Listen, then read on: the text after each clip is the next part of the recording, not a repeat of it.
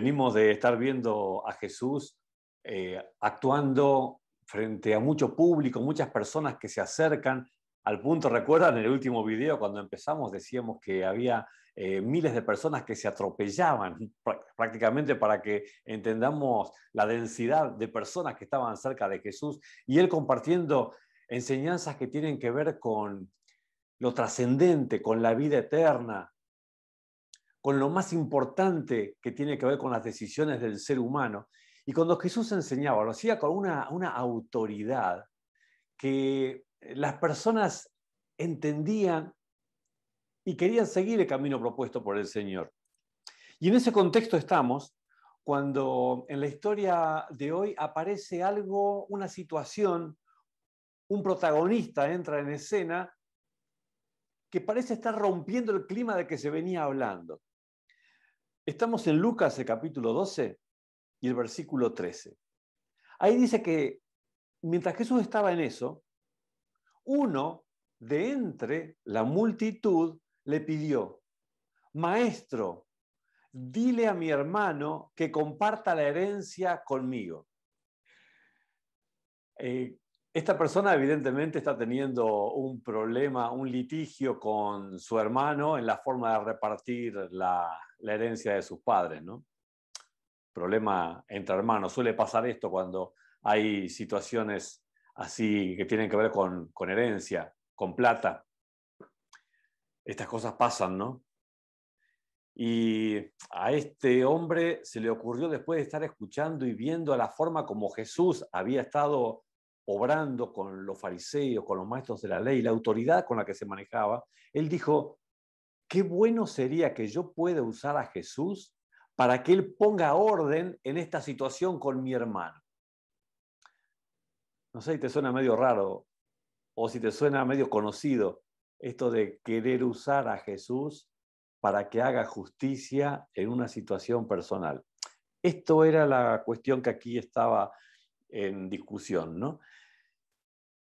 Este hombre quería que Jesús hable con su hermano y haga que se porte bien según él creía con respecto a la partición de la herencia.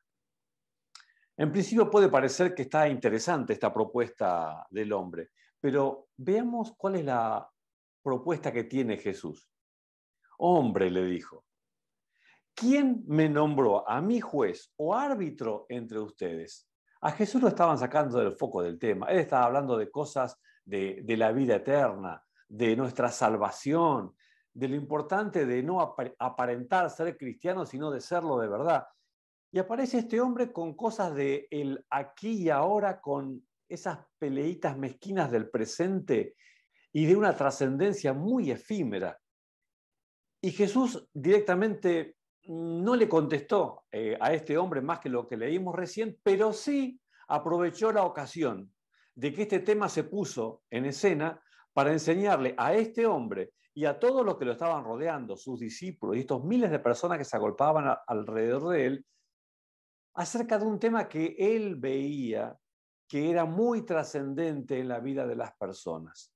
Y así como lo era en aquellos tiempos, te aseguro, lo es en estos también. Así que lo que hoy estamos viendo, te aseguro, tiene mucho que ver con tu vida, así como la tiene que ver con la mía.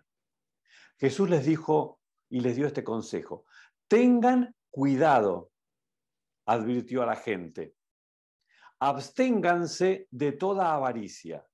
La vida de una persona no depende de la abundancia de sus bienes. ¿Notaron que muchas veces las personas nos movemos o la sociedad en la que nos encontramos nosotros inmersos se mueve de tal manera que hace que una persona tenga valor relativo a la cantidad de bienes que puede tener? Hay revistas especializadas en el mundo que se dedican a medir a los más ricos del mundo y ver quiénes son los que más éxito alcanzaron en la vida, medido ¿cómo? En plata, en propiedades, en éxitos. Y de alguna manera esa mirada que el mundo en general tiene sobre lo que es ser exitoso y sobre lo que es alcanzar a ser feliz en la vida, nos invade y nos hace creer también de alguna manera que esto es así, que necesitamos tener una cantidad de posesiones, una cantidad de cosas para entonces poder ser felices. Pero Jesús está poniendo una advertencia de que, ojo, ese camino está equivocado, porque la importancia o el valor de una persona no está en lo que tiene, no está en las apariencias, no está en lo que alcanzó a acumular, no está en sus éxitos económicos. Hay algo mucho más trascendente en cada persona. Y a ese punto es al que quiere ir Jesús. Entonces les contó una parábola para enseñarles. El terreno de un hombre rico le produjo una buena cosecha. Bien, una persona que está bien posicionada económicamente y que de pronto tiene una cosecha que se presenta así realmente excelente. Qué buenas noticias, ¿no? Habrá una buena cosecha. Esto siempre, siempre es una excelente noticia. Es una evidencia de bendición divina. Es algo muy bueno para los dueños de la tierra. Saben que en el campo a veces hay años buenos, a veces hay años malos. Y en esta oportunidad era un excelente año con una magnífica cosecha. Qué buena noticia. Y así de bien empieza la historia. El versículo 17 nos dice, así que como consecuencia de esta buenísima noticia que ya era evidente porque la cosecha había llegado, el hombre se puso a pensar, ¿qué voy a hacer? No tengo dónde almacenar mi cosecha. Era un hombre acostumbrado a tener cosechas, tenía sus silos para acumular y guardar en ella el grano para irlo vendiendo luego a medida que necesitaba hacerlo. Pero ¿qué pasa? Esta vez la bendición que tuvo fue algo extremadamente abundante y los depósitos que él tenía, con los que vivía muy bien, eran demasiado pocos, no alcanzaban a dar abasto para esto. Por fin dijo, ya sé lo que voy a hacer. Derribaré mis graneros y construiré otros más grandes donde pueda almacenar todo mi grano y mis bienes. No sé si lo notaron, pero hay una palabrita que se está repitiendo muy seguido en el pensamiento de este hombre.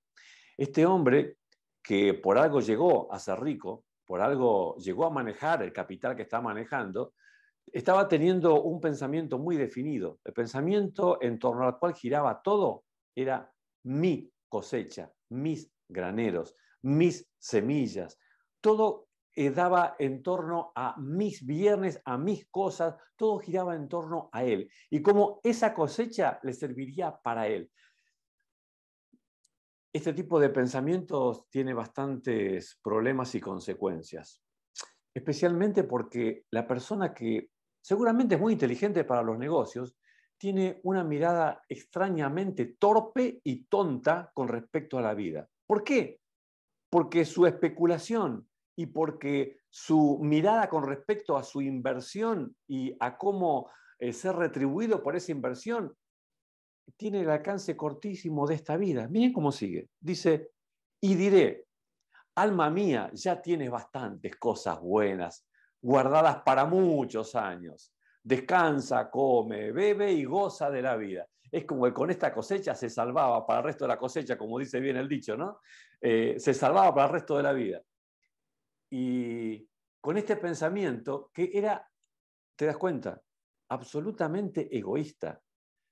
No pensaba este pensamiento que él estaba desarrollando en sus obreros, en personas que podrían necesitar recibir una mano. Él decía, no, acá me hago almacenes gigantes porque todo esto es para mí y para el disfrute del resto de mi vida. Y está bien que una persona reciba lo que corresponde por sus esfuerzos, por sus sacrificios, pero cuando esto se pone tan egoísta como es la situación que este hombre está describiendo, está entrando en un gran problema. El gran problema es este. Posiblemente el objetivo del hombre se cumpliría. Fíjense, si él derribaba los graneros que tenía, hacía graneros nuevos, depositaba ahí todo, iba vendiendo a medida que necesitaba, posiblemente esto lo alcanzaba para el resto de su vida y tenía razón. ¿Cuál era el problema de esto? Es que era muy torpe pensar solamente en ese beneficio. Jesús lo estaba invitando al hombre de la parábola y a los que estaban oyendo ahí, amigos, ¿cómo se van a quedar con tan poco? ¿Cómo pueden tener una mirada de tan corto plazo que solamente están pensando en pasarla bien en esta vida? Obvio que uno quiere pasar lo mejor posible en esta vida, pero la mirada tiene que ser de mucho más largo alcance. Por eso continúo diciendo una verdad a la que ningún ser humano le escapa. Dice el versículo 20, pero Dios le dijo, necio, esta misma noche te van a reclamar la vida. ¿Y quién se quedará con lo que has acumulado? De repente aparece una mirada de trascendencia que te saca del aquí y ahora, de mi vida y mis pensamientos para adelante. Una mirada que te lleva a pensar en la eternidad. Cuando vos te vayas, ¿qué es lo que va a haber quedado? Y esos depósitos que vos hiciste para vivir el resto de tu vida, ¿quién se los va a quedar? Finalmente, la mirada del Señor es un desafío a que seamos ricos. Sí, sí, estás entendiendo bien. Un desafío a que seamos ricos. Pero presta mucha atención a la forma como Jesús define a un rico. Dice en el versículo 21, así le sucede al que acumula riquezas para sí mismo, en vez de ser rico delante de Dios. Está poniendo Jesús en esta enseñanza un tremendo contraste entre el que busca ser rico al estilo humano tradicional. ¿Qué quiere decir ser rico? Tener mucha plata, muchos bienes, mucho poder, mucha influencia, y entonces soy rico y me quedo tranquilo. Esa es la mirada humana acerca de la riqueza. Pero ¿notaron la parte final? Dice, pone en contraste esto y lo está llamando insensato a quien tiene este pensamiento, que por ahí decime si a veces no te pega en la cabeza a vos este pensamiento también, porque uno busca prosperar en la vida, es algo natural. El tema es que, ¿qué estamos buscando con esa prosperidad, no? Y pone esto en contraste con, en vez de ser rico delante de Dios. A ver, una cosa es ser rico como siempre entendí que es un rico, y otra cosa distinta es ser rico delante de Dios. ¿Y cómo se es rico delante de Dios? Bueno, en el próximo video vamos a compartir justamente esta enseñanza. ¿Qué es ser rico delante de Dios? Porque no te olvides, Dios quiere lo mejor para tu vida. Y lo mejor para tu vida no es la mezquindad de pasarla bien, de llenarte los bolsillos y ser próspero en esta vida solamente. Dios propone para tu destino, para tu futuro, muchísimo más que solamente eso. Y aunque quizás tu pasar temporal no sea de una prosperidad y riqueza como el del hombre de la parábola, una cosa el Señor te asegura, que podás transitar esta vida siendo feliz y además sabiendo que sos rico.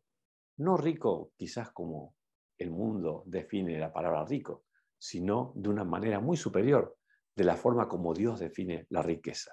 Te espero en el próximo video donde veremos la segunda parte de este tema. Dios te bendiga.